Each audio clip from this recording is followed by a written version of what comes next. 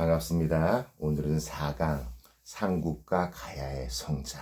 자, 오늘부터 본격적으로 고구려 백제 신라 거기에 곁들여서 가야까지 공부하도록 할게요. 자, 우리 저번 시간에 뭐 배웠습니까? 부여, 고구려, 옥조, 통해, 상한 배웠죠. 그러한 단계를 뭐라고 한다? 연맹왕국 단계. 자, 그럼 오늘부터 배울 고대왕국, 고구려 백제 신라는 무슨 단계입니까? 고대왕국 단계겠죠. 자, 그러면 연맹왕국 단계보다 고대왕국 단계가 한 단계 더 발전한 단계죠. 그럼 뭘로 구별할 수 있을까? 그렇죠. 우리 옛날의 왕조 사회에서는요, 왕권이 강화돼야지만 발전된 단계입니다. 맞습니다. 고대왕국의 특징은 왕권 강화. 그럼 연맹왕국의 특징은 뭘까요? 저번 시간에 배웠던 거. 왕권 미약이죠. 그 증거 얘기 줬잖아요. 부여시대 때 기억납니까? 흉년이 들면 왕이 사형까지 당할 수 있었다. 왕권 완전 미약이네요. 그렇기 때문에 고대 왕국은 왕권 강화, 다른 말로 연맹 왕국에 비해서 중앙 집권이 강화된 상태가 바로 고대 왕국, 즉 고구려 백제 신라의 단계입니다. 자, 그러면 이 왕권 강화를 어떻게 해야지만 왕권 강화가 되는 겁니까? 왜 고대 왕국을 왕권 강화라고 하죠? 즉 중앙 집권 강화라고 하죠. 자, 왕권 강화에 고대 왕국이 했던 요건, 어떠한 요건이 있어야지만 왕권 강화일까? 첫 번째, 잘 들으셔야 됩니다. 중요합니다. 일단은 땅 한 평 갖고 나 왕권 강화야 할 수 있습니까? 없습니까? 없잖아요. 그러니까 고구려 백제 신라가 중앙집권 왕권 강화가 되는 첫 번째 이유는 뭐냐? 활발한 무슨 전쟁? 정복 전쟁을 통해 가지고 뭐가 확장돼야지 중앙집권 왕권 강화야? 그렇죠. 영토가 확장되었었다. 이러한 요건을 이루었죠. 그렇기 때문에 연맹 왕국과 비교되는 겁니다. 두 번째는 뭘까요? 자, 왕권이 안정적이어야지만 왕권 강화, 중앙 집권이 강화되겠죠. 그런데 문제는 뭐예요?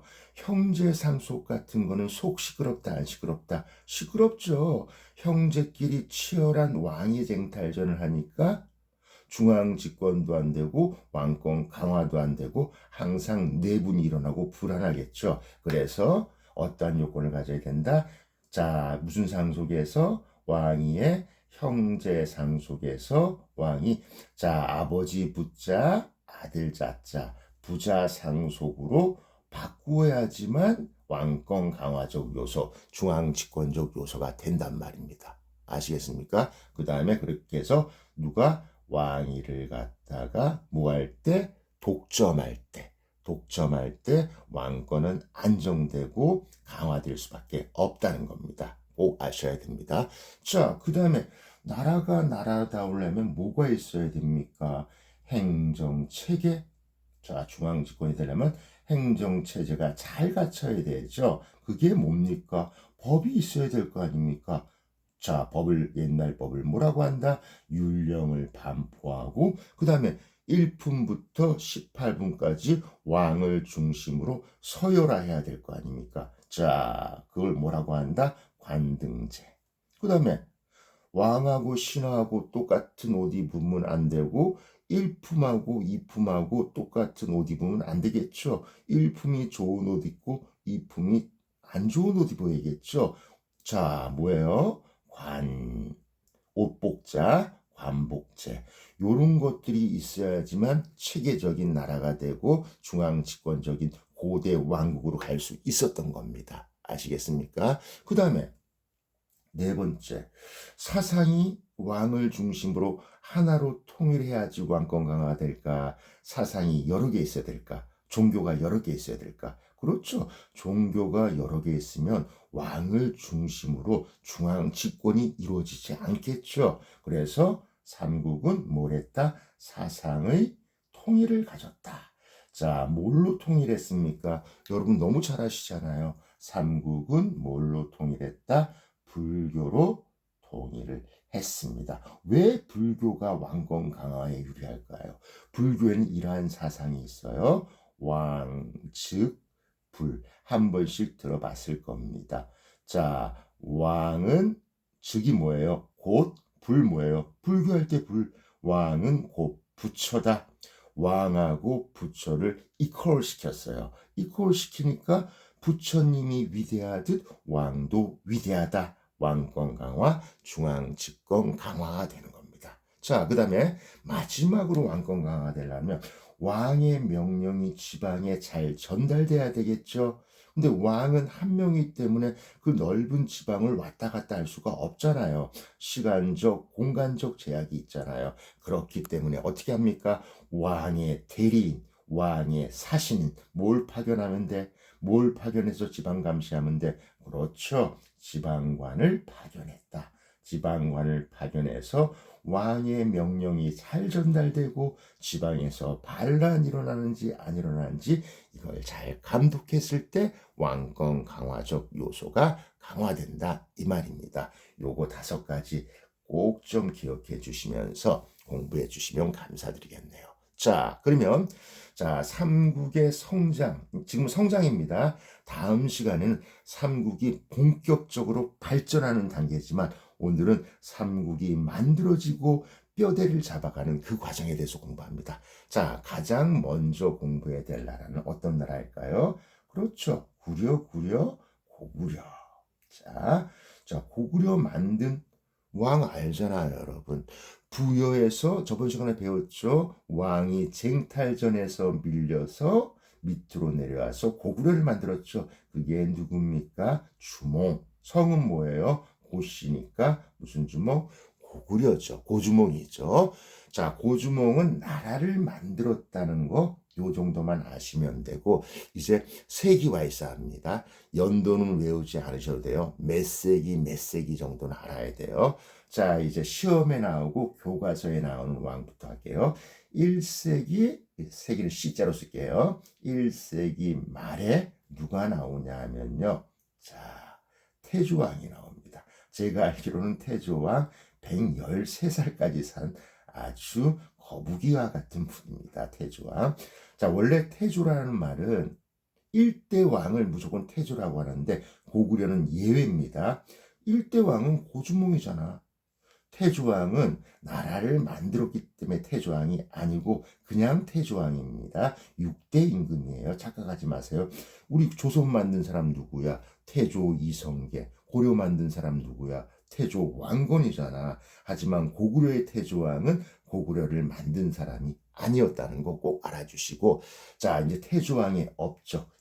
제가 외우라는 왕만 외우시면 돼요. 다른 왕은 외울 필요가 없어요. 교과서를 바탕으로 하는 거니까 제가 써드리는 것만 이해하면서 외우시면 됩니다. 자, 태조왕의 업적 어떤 게 있습니까? 그렇죠. 자, 중앙집권의 기틀 마련한 증거 말해줄게요. 이거였습니다. 활발한 정복전쟁. 그래서 누굴 먹었습니까? 그렇죠. 왕도 없는 약간 찌질이 국가. 동해 옥저 우리 공부했잖아. 그 중에 옥저를 뭐 했다? 정복한 사람이 태조왕. 영토 확장했네요. 자, 그래서 중앙집권의 기틀 마련한 거 맞잖아요. 됐습니까? 자, 태조왕은 요 정도 하고 또 하나 더 할게요. 요게 첫 번째 업적이고 두 번째 업적. 제가 뭐라 그랬어요? 고구려는 부여의 후손이라 그랬잖아요. 그래서 부여가 오부족 연맹체였듯이 고구려도 처음에는 오부족 연맹체였습니다. 자, 이거 다 안 써줄게요. 무슨 부 있었어요? 계루부, 소노부, 순노부, 전로부, 관노부 5개 있었잖아요. 이 5개 부족이 돌아가면서 왕을 했단 말입니다. 속 시끄러워요? 안 시끄러워요? 시끄럽죠? 왕권 강화 안 된 냄새가 나네요. 그러면 이 중에서 누군가가 독점을 하면 왕권 강화가 되잖아. 그래서 태조왕이 계루부 고시였기 때문에 자, 잘 들으세요. 계루부 5부족이 돌아가면서 하다가 계루부 무슨 씨? 고씨가 뭘 독점했다? 왕위를 갖다가 뭐 했다? 독점했다. 꼭 아셔야 돼요. 그럼 어떤 요소입니까? 그렇죠. 왕이 독점함으로써 왕권 강화를 이룰 수 있었다. 위의 조건에 맞는 게 된다. 이 말씀이에요. 아시겠죠? 자, 그 다음에 알아봐야 될 왕이 누굴까요? 자, 몇 세기로 바로 가면 됩니까? 자, 몇 세기로 가면 돼요?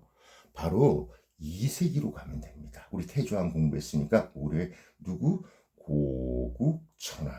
이분도 아주 시험에 잘 나오죠. 고국천왕. 고국천왕의 업적이 무엇인가? 자, 행정체계를 바로잡았어요. 자, 행정체계를 나라다운 체계로 바꿨어요. 자, 오부족 연맹체라고 제가 말씀드렸잖아요. 자, 어떤 냄새가 납니까? 나라 같은 냄새가 나요? 약간 가족 같은 냄새가 나요?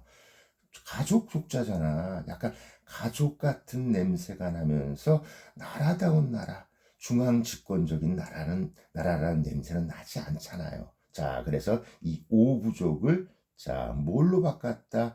오부로 바꾼 사람입니다. 그러면 가족적인 행정체계에서 뭐예요? 아주 행정적이고 아주 국가적인 체계로 바꾸었다.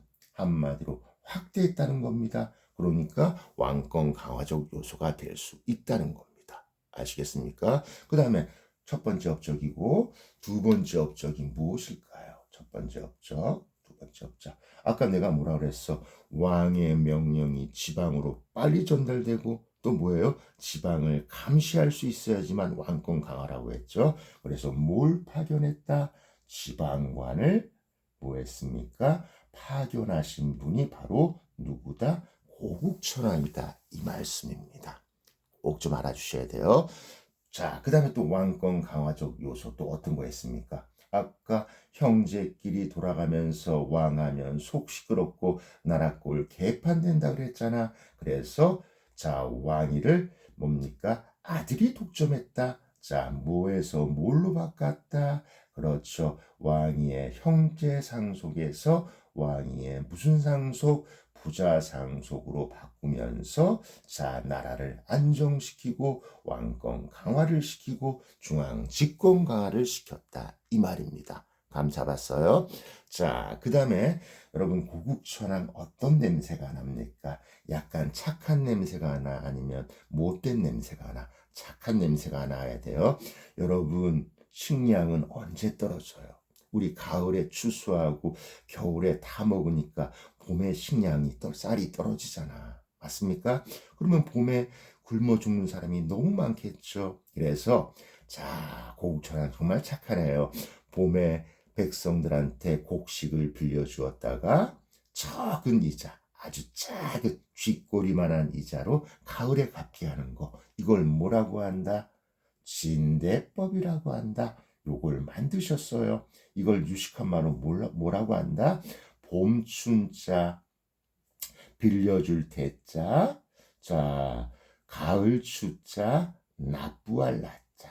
납자, 봄에 살짝 빌려주고 적은 이자로 가을에 갚게 하는 거. 백성들한테 좋은 제도일까 나쁜 제도일까? 좋은 제도이죠. 이 백성들 못 사는 백성을 뭐라 그래? 그래서 못 살 빈자, 못 사는 백성, 못 살 빈자, 백성 민자, 빈민 구제 정책이 바로 진대법이니까 이것도 꼭 좀 기억해 주시면 감사하겠네요. 아주 좋은 분이시죠. 그 다음에 내가 관등제, 관복제가 있어야지 왕권 강화, 중앙집권 강화가 된다 그랬죠. 10여 관등으로 고구려를 10여 관등으로 자, 체계적으로 서열화시킨 사람이 바로 고국천왕이었다. 그래서 요 5가지 업적, 이 중학교 과정에서는 요거 벗어나지 않으니까 요거 꼭 좀 기억해 주시기 바랍니다. 자, 요렇게 해서 자, 고구려를 기틀을 마련하고 자, 어느 정도 성장을 시킨 사람, 자, 두 분만 외우시면 돼요. 일단은 태조왕하고 1세기 말, 그 다음에 2세기의 고국천왕의 업적 꼭 외우셔야 되고, 바로 누구로 넘어간다? 백제로 넘어간다. 자, 백제는 누구의 아들이 만든 거야? 그렇죠. 고주몽의 아들, 누구? 온조가 만든 거 아닙니까?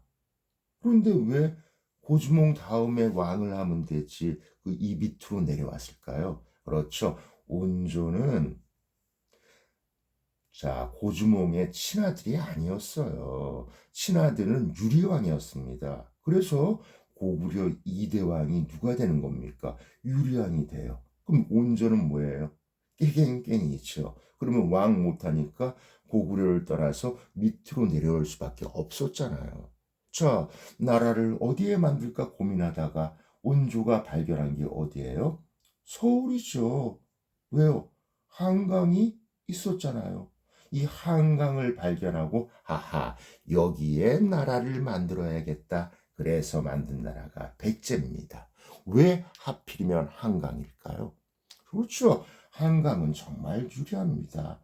이 당시만 해도 농경사회였잖아요. 농경사회니까 자 식수 뭐예요? 농업용수가 한강을 통해서 공급되니까 뭐가 발달할 수 없는 지역이었다? 농업이 발달할 수밖에 없다는 겁니다. 감 잡았습니까? 자, 그 다음에 이 당시에 전 세계에서 가장 발달한 선진 문물이 누굽니까?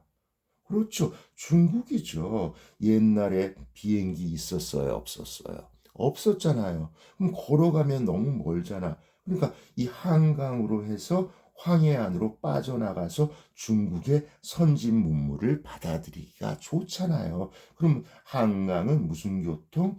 해상 교통에 매우 유리하기 때문에 중국의 무슨 문물을 받아들일 수 있었다? 중국의 선진 문물을 모하기가 수용하기가 아주 유리한 지역이 한강이었다. 그래서 한강에 뭡니까? 도읍을 정하고 나라를 만들 수밖에 없었다는 겁니다.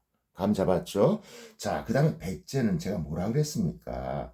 어디에 있었던 나라입니까? 자, 우리 사만할 때 배웠잖아. 만에 있는 50여 개국 중에 하나가 백제였어요. 이때 마을에 있는 50여 개 중에 백제가 그 하나였는데 잘 나갔어 못 나갔어? 못 나갔어. 살짝 찌질이었습니다. 그럼 마한의 종주국 마한에서 제일 잘 나가는 동네가 어디입니까? 목지국이었잖아. 목지국 1인자고 백제는 마한에 소속된 하나의 조그만 뭡니까? 나라였다는 겁니다. 요거 참고해 주시기 바랍니다. 요렇게 해서 어쨌든 나라를 만들었어요. 자, 그러면 온조도 어쨌든 자, 고주몽이 부여에서 왔으니까 고주몽도 부여와 연결이 되고 그다음에 고구려에서 온조가 내려왔으니까 온조도 고구려의 영향을 받은 거잖아요. 그 증거가 백제의 유물에서 많이 나옵니다. 자, 이거 시험에 잘 나옵니다. 별표. 자, 백제가 누구의 후손? 부여와 자, 누구의 후손? 고구려. 거기서 온 사람들이 백제 아닙니까? 백제가 후손이란 증거. 이거 시험에 아주 잘 나옵니다. 자, 같은 민족이었다는 증거 중에서 가장 첫 번째 증거가 뭔지 아십니까, 혹시? 무덤이 똑같으면요. 나라가 달라도 무덤이 똑같으면 같은 민족 출신인 겁니다. 그렇기 때문에 무슨 양식을 봐야 된다? 무덤 양식을 봐야 돼요. 자, 무덤 양식 이거 중요합니다. 자, 부여나 고구려의 백제가 후손이었다는 증거는 뭘 보고 할 수 있다? 무덤을 보고 할 수 있다. 자, 그러면 첫 번째 증거 말해줄게요. 자, 우리 저 만주 쪽에 가면 여러분 누구의 무덤이 이거 정확히 밝혀진 건 아닙니다. 자, 학자들은 대부분 장수왕의 무덤이라고 합니다. 자, 고구려 무슨 총입니까? 장군총. 총자는 무덤 총자예요. 이 장군총 한 번씩은 들어봤을 거예요. 이게 무슨 무덤이 무슨 형식이냐면요. 돌무지 무덤 형식이에요. 고구려의 무덤의 전형적인 형태는 돌무지 무덤입니다. 나중에 배울 거예요. 요 장군총이 자 백제의 무슨 총? 석촌동 고분하고 똑같은 돌무지 무덤이다. 한마디로 백제 석촌동에서 발견된 이 고분의 양식이 무슨 무덤이었다? 돌무지 무덤이었다. 뭐하고 똑같았다? 고구려 장수왕의 무덤인 장군총의 돌무지 무덤의 양식과 똑같다는 겁니다. 하하, 이걸 통해서 자, 백제도 부여 고구려 계였다는 걸 우리가 유추해낼 수 있어야 됩니다. 이거 꼭 좀 기억해 주세요. 그 다음에 두 번째 증거. 자, 백제의 귀족의 성이 뭔지 아세요? 성이 부여씨입니다. 자, 천민의 성이 부여씨가 아니라 귀족의 성이 부여씨예요. 그럼 이걸 보면 아하, 부여의 후손이었구나. 고구려의 후손이었구나. 이걸 유추해내야 되고요. 세 번째, 나중에 배울 거예요. 6세기 중엽에 아주 백제 위대한 왕 누구예요? 위대할 성자 성왕이 자 나라 이름을 뭐해서 백제에서 뭘로 바꿨다? 우리는 부여의 후손이야. 무슨 부여? 남부여로 이름을 일시적으로 바꾼 사건이 있습니다. 자, 이걸 통해서도 부여 고구려의 후손들이 백제를 만들었구나. 꼭 유추해낼 수 있는 멋진 학생이 됐으면 좋겠습니다. 자, 백제 계속할게요. 백제는 원조, 창업자, 만든 사람 했습니다. 했으니까 바로 자 3세기로 바로 가시면 됩니다. 3세기에 백제의 임금 누구다? 고이왕입니다. 고이왕. 고이왕을 왜 알아야 될까? 그렇죠. 백제의 중앙집권, 왕권 강화에 기틀을 마련한 사람이야. 그러면 아까 말한 5가지 요소 중에 무언가를 했기 때문에 왕권 강화적 요소 아닙니까? 맞습니까? 안 맞습니까? 그렇죠. 첫 번째가 뭐다? 아까 활발한 정복전쟁을 통해서 영토 확장을 해야지 왕권 강화적 요소가 된다 그랬잖아. 고이왕은 그걸 했습니다. 자, 뭐예요? 만에서 가장 잘 나가던 와, 잘하네요. 목지국을 먹어버렸어, 백제가. 그럼 여러분, 병합했다, 먹다를. 백제는 뭡니까? 이제 아웃사이더가 아니라 인사이더로 뭡니까? 진출할 수 있는 결정적인 근거를 마련한 게 누구다? 고이왕이다. 이거예요. 그 다음에 두 번째, 왕권 강화적 요소. 그렇죠. 관등을 16관등으로 나눴습니다.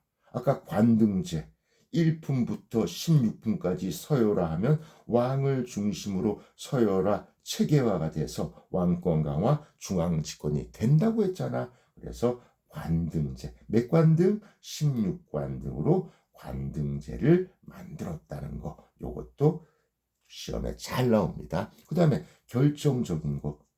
아까 제가 뭐라 그랬어요? 중앙집권 왕권 강화되려면 법이 있어야 될 거 아니야.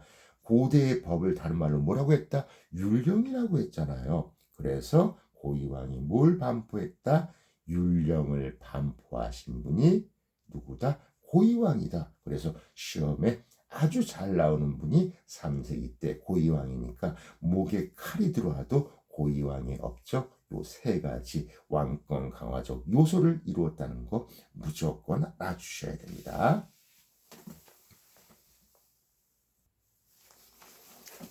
자, 여러분 다 돼갑니다. 이제 얼마 안 남았어요. 자, 조금만 더 하면 끝나니까 조금 참아주세요. 이제 뭐만 공부하면 될까요? 이제 신라만 공부하면 되겠네요. 자, 신라를 만든 사람이 누구일까요? 신라. 여러분 경주 자주 가보시잖아요. 자, 누가 신라를 만들었다? 박씨가 만들었죠. 박혁 거세입니다. 알겠죠? 신라를 만든 사람. 그리고 신라는 6개 부족에서 출발했다는 것도 슬쩍 알아주시면 감사하겠네요. 자, 신라는 제가 뭐라 그랬어요? 저번 시간에 배웠잖아요. 진안에 있는 하나의 조그만 나라가 신라라고 했잖아. 그래서 처음에 신라는 신라라는 이름이 아니라 진안에 있던 아주 작은 뭐예요? 사로국에서 출발했다는 거 요거 꼭 기억하셔야 돼요. 신라라는 이름에는 나중에 6세기 초 지증왕 때 이름이 사로국에서 신라라고 바뀐 겁니다. 자, 신라는 여러분 좀 떨어지는 나라였습니다. 고구려 백제에 비해서 신라가 가장 늦게 중앙 집권의 기틀을 마련했어요. 물론 나중에 삼국통일은 신라가 하지만 처음에 출발은 미미했습니다. 왜 그럴까요? 여러분 신라 수도가 어디입니까? 경주, 금성이잖아요. 경주는 동남쪽 외딴 곳에 있잖아. 자, 그다음 그러면 중국의 선진문을 받아들이려면 어디 거쳐야 돼? 고구려를 거치거나 백제를 거쳐야 되는데 문 열어줍니까? 안 열어주겠죠. 그럼 신라는 중국의 선진 문물을 모하기가 어려웠다. 신라는 중국의 선진 문물을 갖다가 수용하기가 아주 어려운 지리적 위치에 놓여 있다. 자, 신라가 뭡니까?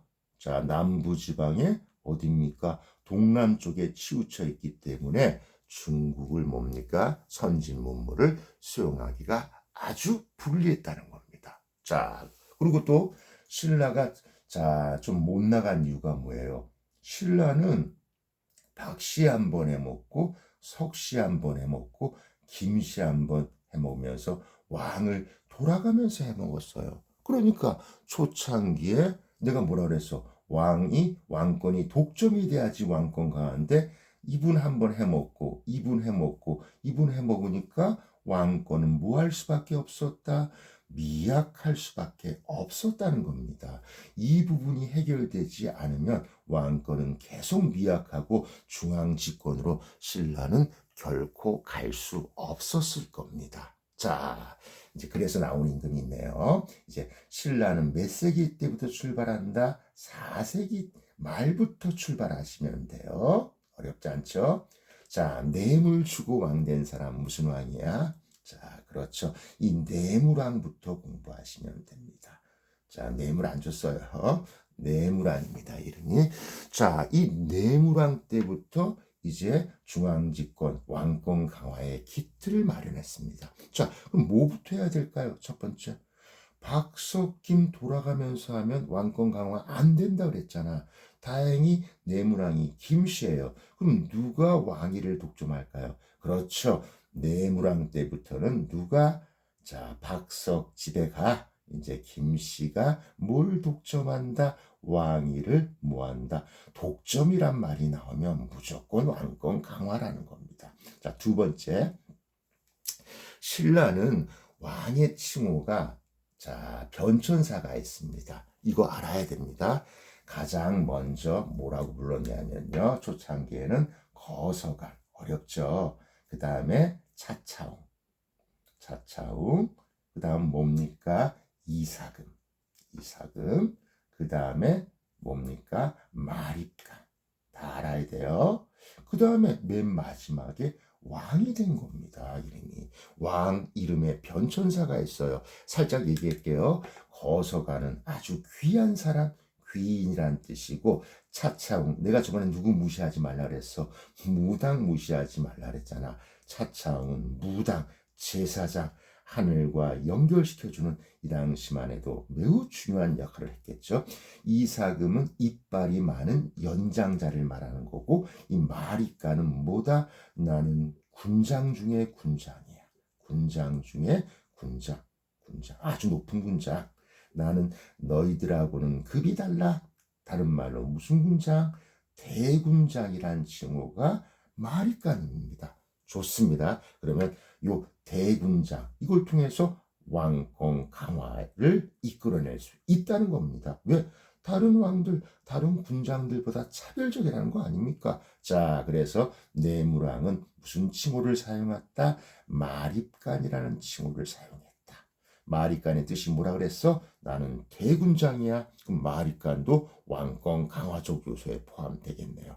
참고로 다음 시간에 배우겠지만 왕이란 칭호를 최초로 사용한 사람은 6세기 때. 자, 미리 예습해 놓자. 6세기 초에 무슨 왕이다? 지중왕이야. 자, 그 전에 내무왕은 마립간이라는 칭호를 사용했다는 거 꼭 기억해 주시기 바랍니다. 자, 이렇게 잘 나가던 내무왕이 문제가 생겨요.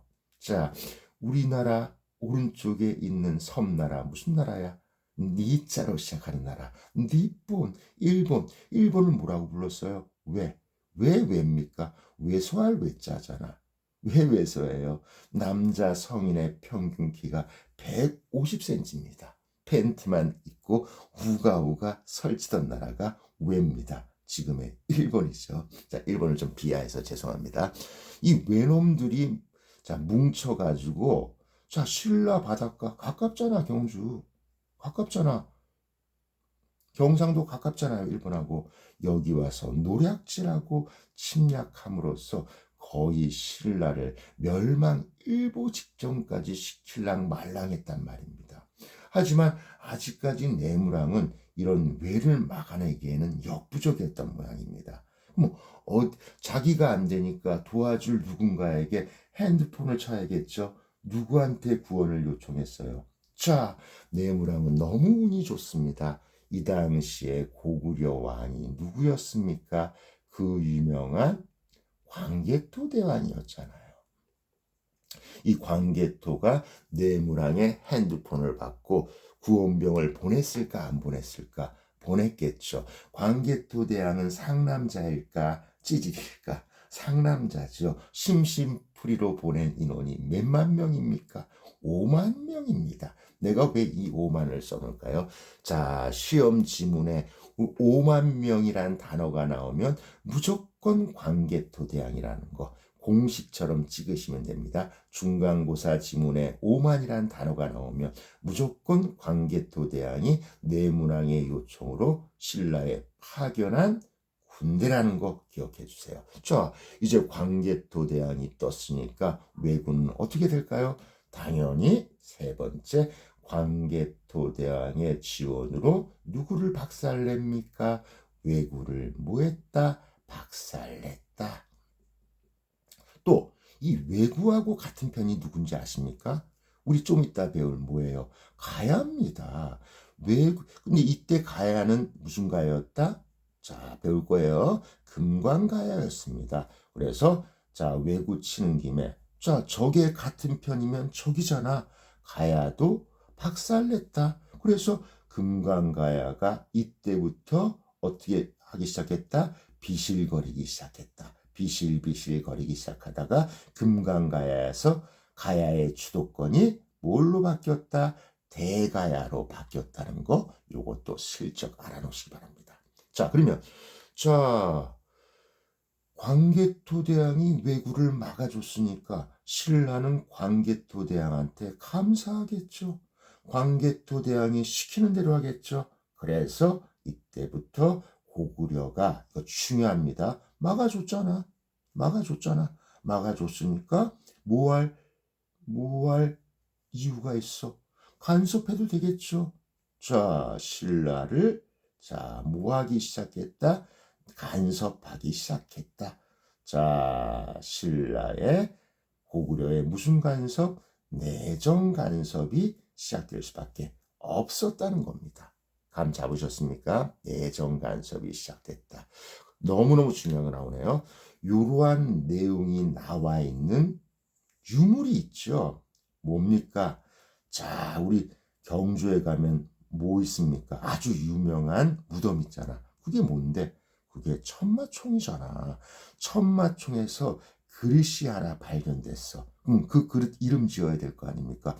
천마총에서 발견됐으니까 자, 뭐라고 한다? 죄송합니다. 천마총이 아니라 호총이네요. 착각했습니다. 천마총이 하도 유명해가지고 제가 착각했네요. 호총에서 발견됐다고 해가지고 그 그릇 이름이 뭐다? 호우명 그릇이다. 이거 왜 시험에 잘 나올 수밖에 없습니까?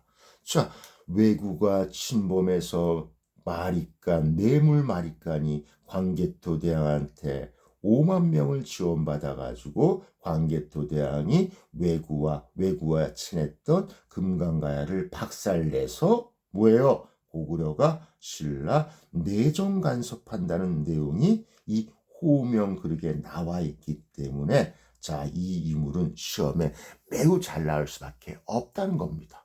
됐습니까? 자, 이러한 상황 속에서 이제 마지막으로 하나만 하면 되겠네. 고구려의 무슨 간섭이다? 내정 간섭이 시작된다. 여러분 간섭받는 거 기분 좋아? 기분 안 좋아? 기분 안 좋겠죠. 그러면 신라에서도 이 내정 간섭을 뭐 해야 됩니까? 탈피해야 될 거 아닙니까? 이 내정 간섭을 뭐 하기 위해서? 탈피하기 위해서 혼자는 탈피하기 힘들겠죠. 그래서 누구하고 동맹을 맺습니까? 백제하고 신라가 뭘 맺는다? 백제하고 신라가 뭘 맺는다? 동맹을 맺는단 말입니다. 아무래도 백제 세력이 지지해주면 뭐예요? 고구려의 내정 간섭으로부터 탈피하기가 더 유리할 거 아닙니까? 자, 이때 신라의 왕이 무슨 왕이었다? 누룽지 생각하세요. 눌지왕. 자, 이때 백제왕 뭐예요? 이왕 보면 비유상이에요. 무슨 왕? 비유왕입니다. 자, 눌지왕과 비유왕이 동맹을 맺었다. 이걸 뭐라고 한다? 라제 동맹이라고 하겠잖아. 자, 그럼 뭐예요? 라제. 라는 두음법칙에서 뭐가 된다? 나제 뭐가 된다? 동맹이 된다. 이 말입니다. 여기까지 꼭 알아두시고 시간 관계상 가야는 다음 시간에 공부하도록 하겠습니다. 여러분 성적 올라가는 소리가 너무나 흠직하게 들리고 있습니다. 여러분 힘내셔서 제가 시킨 대로만 하면요. 평균 10점에서 20점은 하루아침에 오를 수 있다는 거 꼭 명심해 주세요. 여러분 열심히 이해하고 열심히 반복하면 여러분도 모르는 사이에 이 어려운 내용들이 여러분 머릿속에 모두 다 각인될 겁니다. 감사합니다.